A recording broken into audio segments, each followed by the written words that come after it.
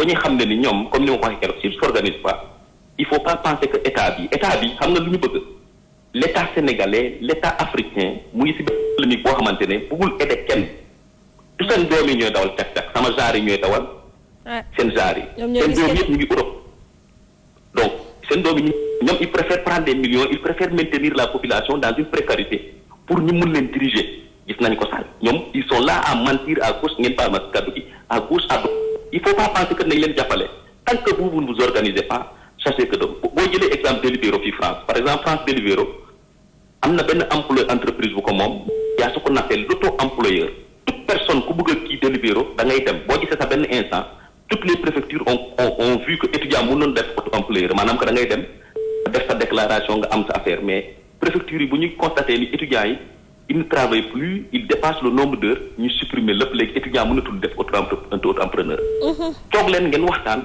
ngeen trouver seen solution foofu lay terminer ngeen dem proposer état bi c'est nos autorités xam nañu seen doom yi duñu dawal cak sama genre yi seen genre yi trouver des solutions ngeen contourner tous des moyens ngeen mettre en place lu leen yitte mooy nu ñuy maintenir dans la précarité élection bu ñëwee ñu jox ñu 1000 francs 500 pour ñu dem voter leen bu ñu fa pare nañu donc foofu lay terminer. D'accord. Merci beaucoup Sambou. Bonne soirée.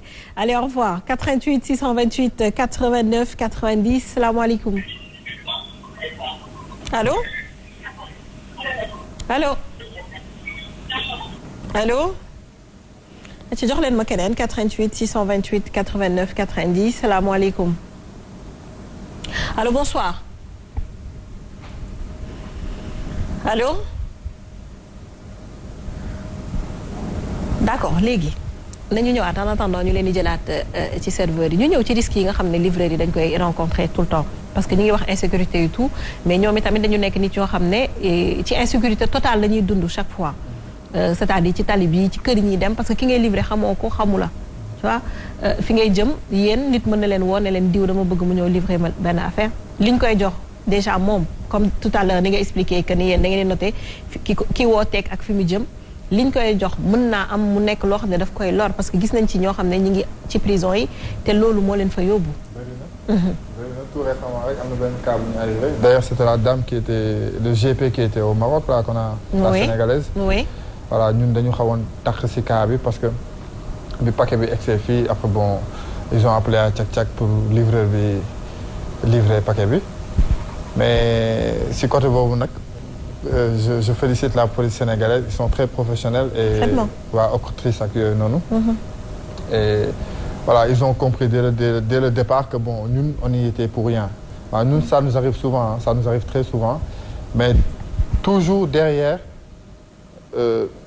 peut-être dinañ téye livreur bi mais c'est juste pour 1 heure 2 heures le temps def enquête ak yooyu man ma ñëw expliquer ak les papiers et tout ça après ñu bàyyi ko voilà loolu moom mooy kii bi quoi mais sinon bon ñun on n'a pas vraiment des risques parce que bon déjà ñun maîtriser. accident et tout est-ce que di ngeen toppatoo seen ay éléments. ba keroog yàlla di leen di may wér gu yaram ñu génnaat. bu baax ñun déjà bu dul suñu élément sax bon on a nos clients yoo xamante ne di ñuy woo très souvent xam naa ne sama employé instant di leen reetaan parce que dañoo suñu ay clientes yoo xamante ne dañu sonal ci côté boobu noonu pour livraison garab yeeg yooyu noonu. mais suñu livreurs yi ñoom bu ñuy accidenté en général dinañ di taxaw bu baax voilà on a 2-3 livreurs yoo xamante ne à chaque fois bu accident amee ñoom ñuy dépêché ñoo dem ci hôpitaux yi waaw ñu xool livreur bi s'enquérir de sa situation waaw xool si tout va bien après ils me font rapport et tout ça. mais yéenay jël en charge malade bi. lépp parce que en général faut savoir que tey livreur bu accidenté ba ambulance déplacé wu tu as 50-60 000 francs de frais minimum.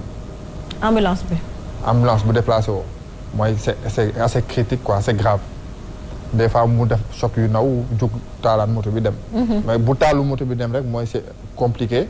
ambulance day ñëw bu ambulance bi ñëwee rek ça implique des coûts. même ak sapeur pompier. hein même ak sapeur pompier. c'est pareil ambulance sapeur pompier waaw c'est un peu pareil quoi.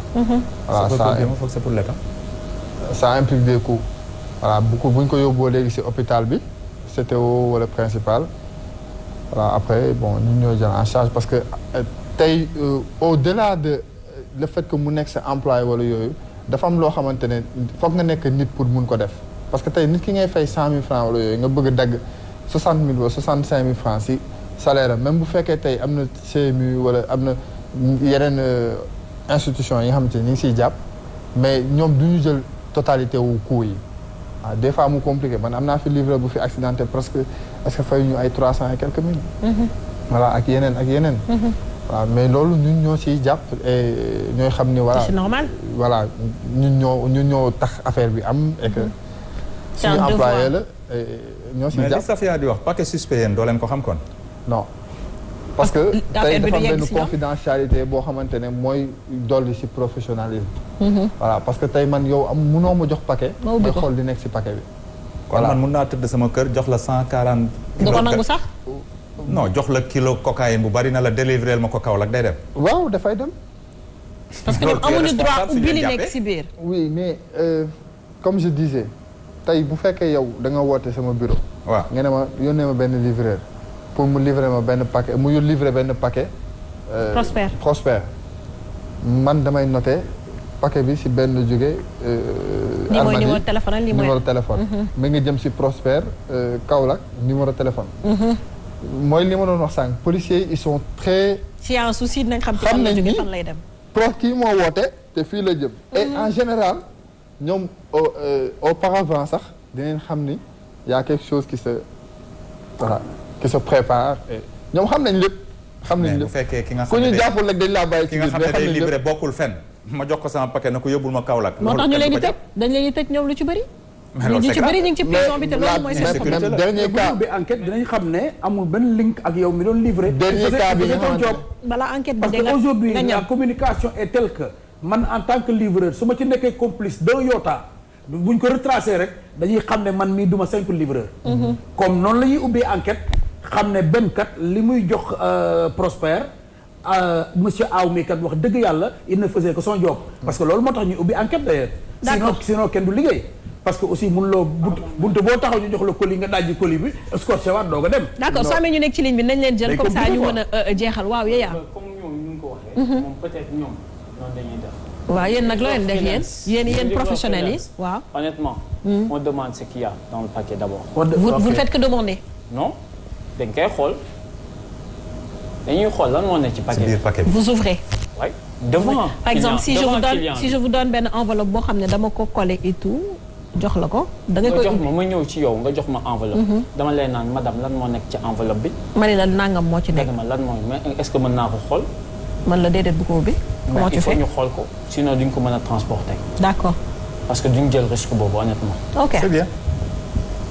boobu moom ñun personnellement noonu dañuy def. pour éviter les risques nag bon peut-être nag bon risque moom xam nga des fois mënoo couvrir yëpp à 100% mais. La majeure partie nous on fait ça. Ah oui, c'est normal hein. Je suis parfaitement d'accord. C'est vrai. mais tey di nga bind benn lettre pour sa goro wala sa benn. jàll wala yooyu sa coro. non mais lettre. ouais non mais non parce que tey. ñu lépp la ñuy ubbi daal la mu wax stupéfiant mën na doon forme bu nekk. dealer de drogue yi mën nañ jël sax tapis def ko drogue. waaw ñu ngi tapis bi xool. non mais non mënul nekk tey tapis bii buñ ko joxoon. sama waa ñu pour mu livré ko di ko tepp di xool lu nekk ci biir. c'est sûr que tapis laay gis. moom tapis la gis. yow enveloppe bi nga gis enveloppe alors que enveloppe bi drogue la. loolu mën na nekk mën nga gis enveloppe alors que enveloppe bi drogue la. même gafe bi sax gafe bi doonu gafe bi ngay gis yow ñu bind joyeux anniversaire Benoît Diop.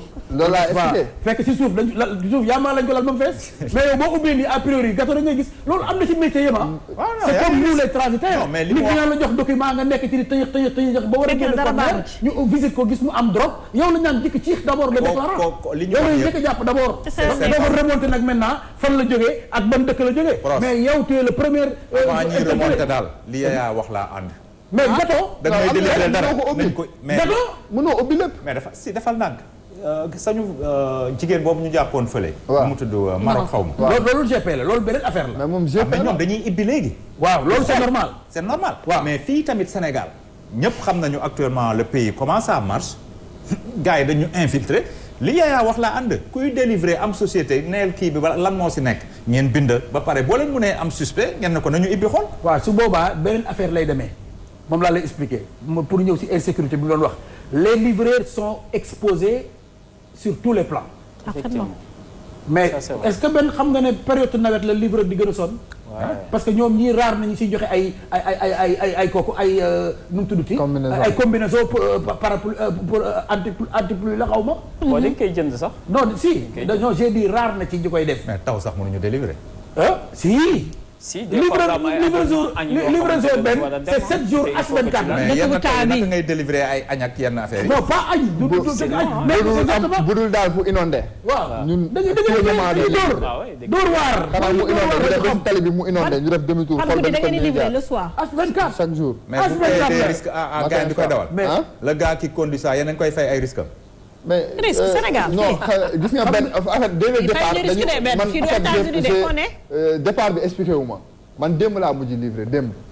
bu ne la gars man damay livré. mun nga woote bureau mu tombé ci man ma livré. ok voilà de suba naa la yónni nag ak employé suba moom amoon looy wax ba du ma la yónni. ñun ñëpp ñoo bokk yem. man damay tawte ni ñoom. damay dugg ci poto yi ñii ñoom. damay mais loolu sa société la. waaw non mais pour te dire que du bokk la ki nga xam ne da nga koy fay c'est un employé. il a droit à des risques. c'est quoi salaire mais ñoom suukar nañu ba bu tawee dafay kii. taw waaw suukar lañu ba bu tawee di seey. taw si la accident di gën a gaaw ki yor. non ah si. ñun am ay foudre avec le téléphone yi te yéen vous êtes tout le temps au téléphone. non dañ koy yor nii. allo di def nii di dem. non loolu du ñëpp a koy def. ñu bari dañ koy def. bari na ci booy. bari na booy yi koy def sax tane na de nii la ñuy def di lire message. insécurité bu rëy ngoo. loolu wax leen si. wala ñu jël téléphone bi teg ko nii. di xool GPS loxo. ñoom ñoo koy def non il faut que ñu def benn débat. du part des choses de. non booy dawal benn affaire dem ba mën ko ndeysaan.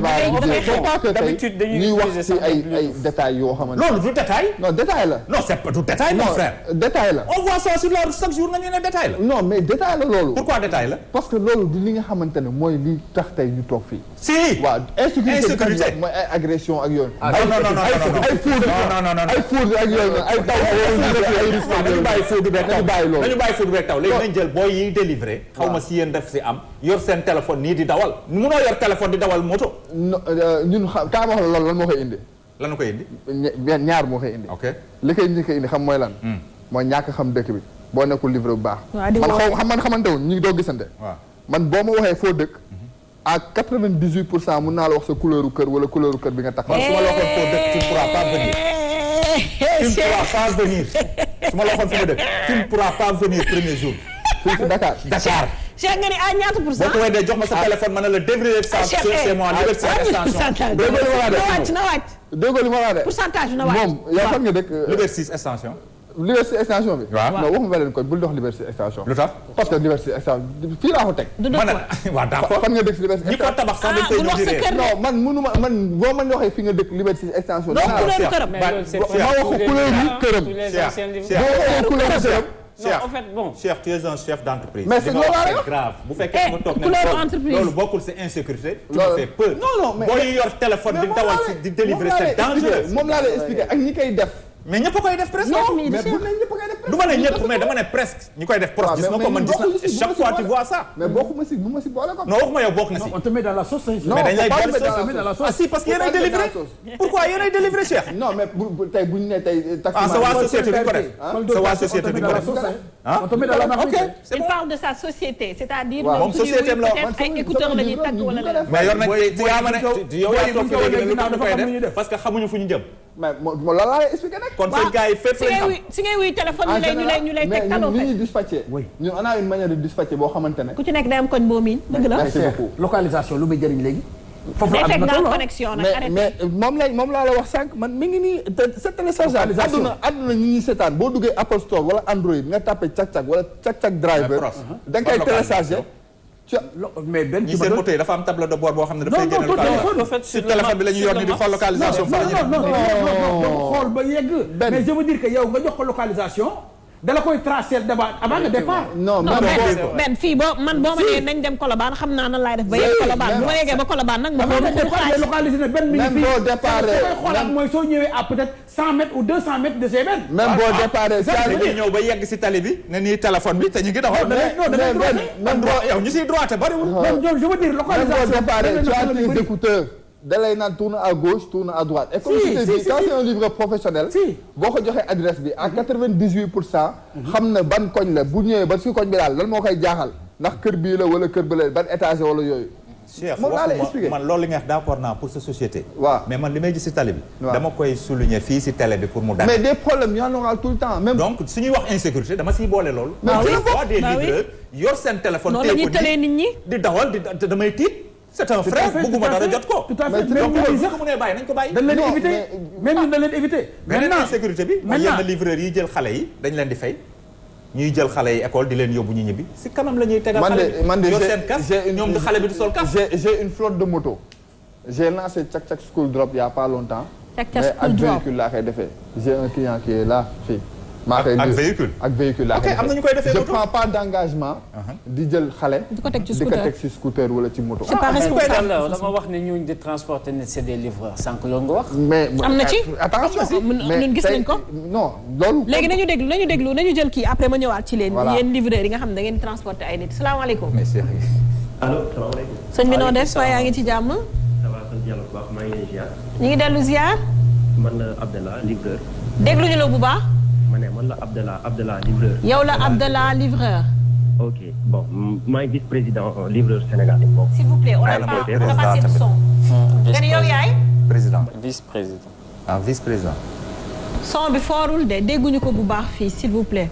si yéen la bokk. d'accord dinañ ñëwaat ci moom léegi nii incha allah 88 628 89 90 88 628 28 28 00 221 33 841 20 69 nos amis internautes sur YouTube et sur Facebook ñu ngi leen di nuyu bu baax a baax gars yi laaj ci Père Mbaye Ngoné nee naa leen dafa xaw a tawat incha allah bu tanewee rek dina ñëw yàlla baax na ñu ñaanal ko rek mu jug ak jàmm ak salaam 88 628 89 90 allô bonsoir.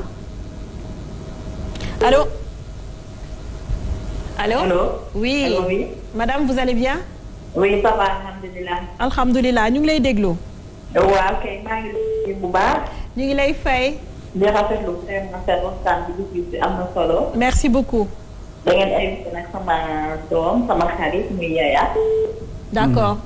vraiment mu nekk xale bu baax xam nit moom bu lay defal lu baax bu toogee si lu mel nii war nga ko témoigner. dëgg la. muy def liggéey bu set bu baax. allo. waaw madame ñu ngi lay déglu. waaw ma ne muy def liggéey bu set bu baax. ndax yaa xale bu yaru la man daf may livré partout ma am confiance ci moom bu baax a baax. ndeysaan. partout que kilifa yi def ma fay demal. Radisson partout hôtel yi fu kilifa nekk moom moo may demal sama livraison mu nekk xale bu baax bu yaru parce que nag métier livraison bi yombul. métti na trop. yaa dafa bëri kersa yaa sigil nag. may waaw dafa métti dafa bëri kersa noonu la mel yaa macha allah am na yéen am na teggin. no chance surtout pas continuer comme ça parce que nag vraiment xale bu baax la loolu moom je tenais vraiment ma woote témoigner ko moom. ndeysaan yaa dafa am solo ndax ñun dañuy c'est très liggéey important. di liggéey ci ñu fa ku nekk ñu liggéey moom donc am na solo booy liggéey ak ku mel ni comme Yaya vraiment tey. am yar am teggin ak yëpp. donc loolu tax naa woote. c'est très gentil madame c'est très gentil. Yaya mi ngi jooy sax. Yaya mën na dugal. Yaya bul jooy. Yaya ngay jooy. non bu jooy non. c'est très important li nga wax. c'est très gentil vraiment. yal na ko si yàlla saxal kontaan naa si moom trop moo tax ma woote vraiment heure bi guddi na. ndeysaan maa ngi nuyu ñëpp. ñu ngi lay fay bu baax liggéey benn million bu liggéey bu métti la. te yéen a facile donc boo ci defee même ci am yar ak tegg. dëgg la de am na solo. témoignage da ci am solo ndax ñun dañoo sonal livreur yi sama genre gi mën naa laa yónni ay 20 fois ci journée bi te teewul bu fekkee da nga am yar rek ça se voit ci di ngay tontooni ci donc ñu ngi remercier dame bi woote léegi pour Yaya merci c'est très très gentil salaamaaleykum allo allo allo allo. oui sëñ bi noo def mbaa yaa ngi ci jàmm allo allo allo allo 88 628 89 90 88 628 28 28 00 221 33 841 20 69 li ñuy dese nag ci ay minutes bëriwul. allo. oui bonsoir madame. allo. allo. waaw soxna si noo def mbaa yaa ngi ci jàmm. allo Sophie. waaw yaa booy ñu ngi lay dégg bu baax mais boo wàññee télé bi moo gën comme ça ñu gën a déggante. allo. sant yàlla Sophia. voilà je pense que là elle a reçu le message donc suñ ko mënee déglu tuuti rek allo. allo. Sophie. oui. waaw maa ngi lay dégg yaa booy mbaa yaa ngi ci jàmm. sant yàlla. alhamdulilah. yaa ngi ci jàmm. ñu ngi sant yàlla bu baax da ngay wàññi sa télé bu baax parce que dégguñu la bu baax. waaw maa ngi lay dégg yaa booy mbaa yaa ngi ci jàmm. boo wàññee télé bi daal maa ngi ci jàmm bu baax. wàññil télé bi wàññil télé bi. wàññil télé bi ay ca nañu ko déglu. noo def Sophie. ñu ngi sant bu baax a baax ça va. alhamdulilah. super. man la Dabalima mu magu Cheikh. yow la Dabalima mu magu Cheikh Samb. Cheikh Samb waaw. d'accord. ñu ngi kontaan ci moom macha allah. di kontaan ci càq-càq. waaw. waaye li may njëkk wax nag insécurité yi ñu bind teg ci càq-càq la ñu war a njëkk tegg nag càq-càq c'est une boîte. ñu wax les livreurs. d'accord la prochaine fois dinañ def loolu. sama li ma njëkk xalaat loolu la parce que c'est une boîte. boo xam ne Cheikh dafa jàngal xale yi fii liggéey kon càq-càq amul insécurité. dëgg la. am déet yéen a may dégg. dëgg la d'accord nañu. waaw léegi nag moom mi mooy xale bu baax tamit te càq-càq comme ni nga koy waxee maa ngi leen di dégg léegi ngeen di expliquer di wax xale yi ñuy teg ci moto yi càq-càq dafa am oto benn di yóbbu ay bagages dégg naa benn waa di wax ay xar di wax yëpp yaa ngi may dégg benn waa. néew ma càq-càq dafa di xam ne boîte bu rëy la boo xam ne du fowukaay daal man sama yaakaar yéen a may déet. dëgg la dégg nañ la bu baax ñu ngi lay dégg. yéen a may dégg bu baax te moom mi toog muy xale bu yaru xale bu xam liggéey xale bu xam tamit teg tànkam. mais de lenn rek laa ci doon sànni mooy càq-càq bi ñu def insécurité nañ ko dindi. ndax càq-càq amul insécurité. dañu war a def livreur la ñu waroon def ndax c'est une grande boîte. parfaitement. Cheikh maa ngi lay nuyu bu baax Samb. di la ñaanal fi nga jublu yàlla na la fay yeggal. Cheikh est ému. ci barke yonant bi. amiin maa ngi jéggalu nag ba ci kanam maa ngi bàyyi ligne bi merci beaucoup sama yaay na woote nag wala sama tante ah quand même ah. Prosper xool ma lu baax ah. Cheikh 88 628 89 90 ba elle sait salaamaaleykum.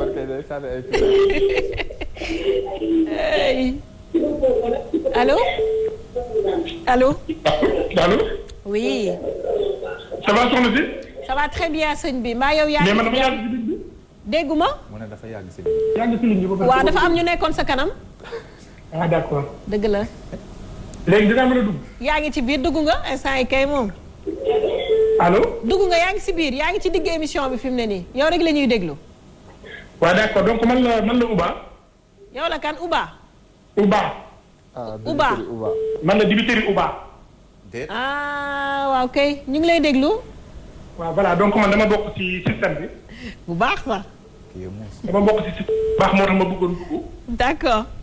donc joxe sama avis tuuti rek ci mbir mi. allez-y Uba. Uba. allo oui. ñu ngi lay déglu. waaw voilà ma ne donc man dama bëggoon participer ci émission bi tuuti. d'accord allez-y. parce que donc émission bi lu tax ma ci participer. waaw. su ma toogee di seetaan gis ku mel ni Cheikh. vraiment war naa mën a dugg wax ci tuuti. dëgg la. Uba wàññil télé bi Uba wàññil télé bi. allo. wàññil télé bi Uba. voilà donc. s'il vous plaît oui. voilà ma ne en fait dama bëggoon participer ci émission bi tuuti rek. yow rek la ñuy déglu fi mu nekk. parce que donc boo gisee ma ciy participer en fait ku mel ni livreur yi. donc dañu nekk suñuy rakk. ba pare aussi ñun ñu leen di liggéeyloo. donc mais dama gis ne à chaque fois dañuy am ay jafe-jafe yu metti ci mbedd mi ak borom oto yi donc ma ci wax ni borom oto bu ma ci dégg rek na leen di dawal yërmande en même temps aussi di leen bàyyi xel parce que fan doomay ñoo yor scooter yi ak seeni jarbaat man donc boo gisee ma gën a dugg sax Cheikh moomu moo tax Cheikh cak-cak dëgg la parce que donc boo xoolee Cheikh ku mel ne Cheikh tey jii lu jëm ci côté mbirum livraison yóbbu na ko foo xamante ni mun naa ne tey jii Sénégal buñ ko toppoon amaana boo yi di livré seen système bi ñuy livré weesu na fii donc man li may ku mel ni Cheikh moomu tey jii buñ ko gënee mën a gën a dooleel gën a jàppale ko ak moom ñeneen ñi mel ni moom donc vraiment booy yi dinañ mën a am beneen système boo xamante ni dinañ ko mën a liggéeyee te yenn tolof si duñ ko am. d'accord. waaw parce que Cheikh moomu jàmbaar la donc émission déglu ma si lu bari sax mais dama si tombé juste rek na xaaral profité woote balaa émission bi di jeex. d'accord. da nga gaaw délivrer ñu fii. benn nga ni. mu gaaw délivrer ñu yàpp. alors gars yi ñoo nga livré dibi. gaa yi de xoolal ak ñoo fa miin nag dama sonn ci ñii yow ñii. non moom kay salaamaaleykum. je sais balaa ñu ñibbi gars yi nañ délivrer. ñu càq-càq ko. allo bonsoir. salaamaaleykum. Safia waxul déet ba léegi de. bonsoir. yàlla na ma yàlla dimbali rek ma jeexal émission bi si jàmm ak salaam. ma Cheikh dem ma dem. salaamaaleykum. allo. yaa il est trop gentil. macha allah. fa yaru ba bu ëpp. allo salaamaaleykum. sama livre bi nii la mel Idi. oui waaleykum salaam. ça va Sophia. ça va très bien monsieur vous allez bien. ça va très bien alhamdulilah. super on vous entend mais de très loin. waaw fi ma nekk moo xaw a am écho mais yaa ngi jégalu. d'accord da nga branché écouteur. non branché wu ma écouteur haut-parleur laa fa def. haut-parleur mënul ñàkk. ok léegi yaa ngi may dégg bu baax. non. voilà man la Abdallah maa duggoon tout à l'heure. waaw Abdallah on ne reçoit pas très bien ci salle bi s'il vous plaît waa régie mais on t'écoute Abdallah ñu ngi lay déglu. ok bon maa ngi ziar yéen ñëpp seen plateau bi macha allah. merci. comme man livreur la. waaw. maa ngi ziar Cheikh cak-cak. monsieur Prosper sama client la moom. ak Yaya. ndeysaan. mooy sunu président association. d'accord. bon wax dëgg fa yàlla seen émission bi c'est très très très important mënoo leen sax xam yéen importance bi mu am. mais ñun livreurs yi pour dire vrai rek bon amuñu benn sécurité. parce que livraison dafa metti c'est-à-dire lu tax ma ne livraison dafa metti mooy que nga jóge ci benn point war a dem ci beneen point c'est-à-dire circulation bi ngay jaar pour egg ci beneen point bi loolu lépp ay risque la. maanaam gisoo tali bi oto yi fii ñii di la klaxonné fii yaa ngi xalaat fi ngay egg aussi tamit loolu lépp ay coono nga ciy daj. moo tax de ce fait nit ñi dañu war a mën a respecter livreur. dëgg la. dañu war a respecter bu baax parce que c'est pas un métier facile c'est pas facile. parce que boo xoolee mën naa ne Sénégal 50% livreurs ñëpp ce sont des diplômés ku si nekk am nga ay diplômes yoo xam ne yaa ngi ko def sa kër mais amoo liggéey entreprise jëlu la.